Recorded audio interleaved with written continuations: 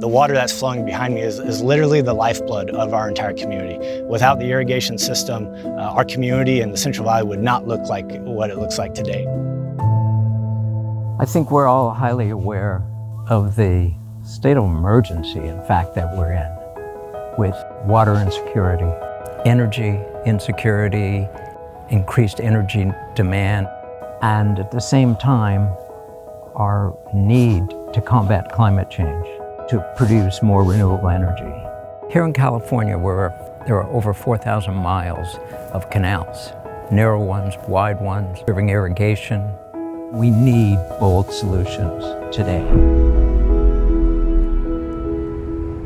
Obviously, we're surrounded by canals, and these canals will all be covered with solar panels from Project Nexus. We're also installing the energy storage. We're going to be implementing various different tilts of the solar panels, different structures, just to really see what works best. Project Nexus is really a test bed for putting solar over canals much more broadly in California and elsewhere.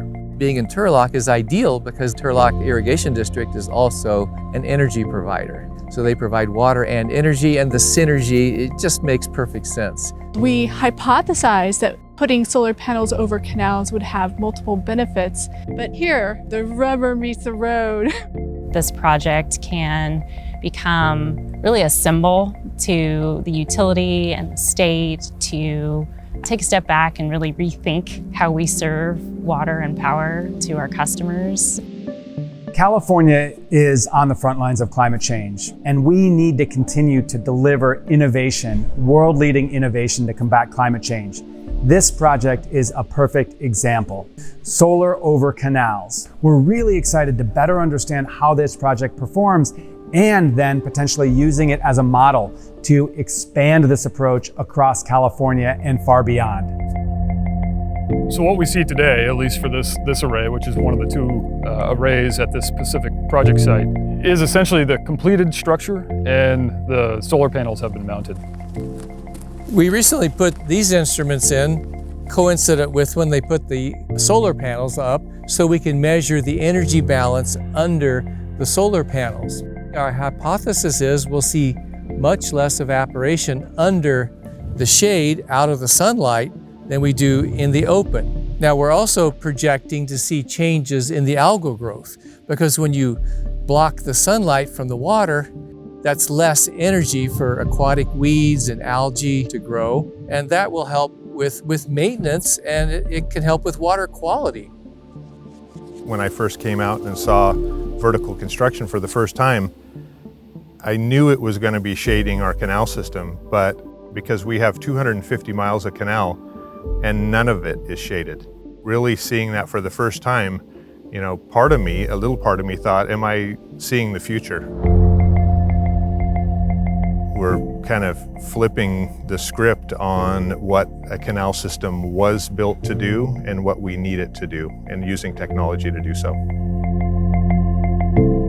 This is really an exciting moment that we've been waiting on for about 10 years to get to see a major width canal covered by solar panels. During this irrigation season thus far, we're seeing about a 50 to 70% reduction in evaporation under the canopy compared to out in the open. Over at the narrow span site, we have done rake samples of aquatic weeds. We're seeing about a 90% reduction in the aquatic weeds collected on those rake samples under the solar canopy versus out in the open.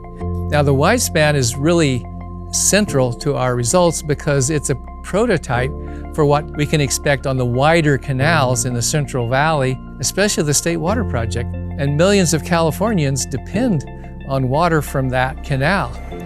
As you can see, this solar over canals is right here in the middle of the open, right in the middle of farmland. People drive by it. We have had hundreds of interviews with irrigation districts, solar providers, governments from all over the world. So now that the arrays are built, producing energy, providing shade, people ask, what's next for Nexus? The next step is really to look at efficiencies, less material, cost reductions. The final piece of technology is in fact a system that will sit quite low to the ground. It's a retractable system that can be moved out of the way to give complete access. Often, for change to happen, you need the alignment of a number of issues. Energy insecurity, commitments towards renewable energy, preserving land and open space. How do you do this? When you see it now, it seems obvious.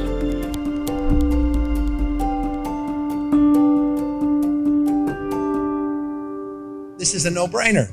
This is common sense. 13 gigawatts if we were able to provide this canopy for our canals all up and down the state of California. So you have that net benefit. This is a benefits, existing built infrastructure, so you're not competing with other open space and species. And some estimates that 1% to 2% of evaporation benefits would generate savings about 65 billion gallons a year, enough for 2 million people. We've invested 20 million that went for our project, Nexus, as we call it, in partnership with Turlock Irrigation District.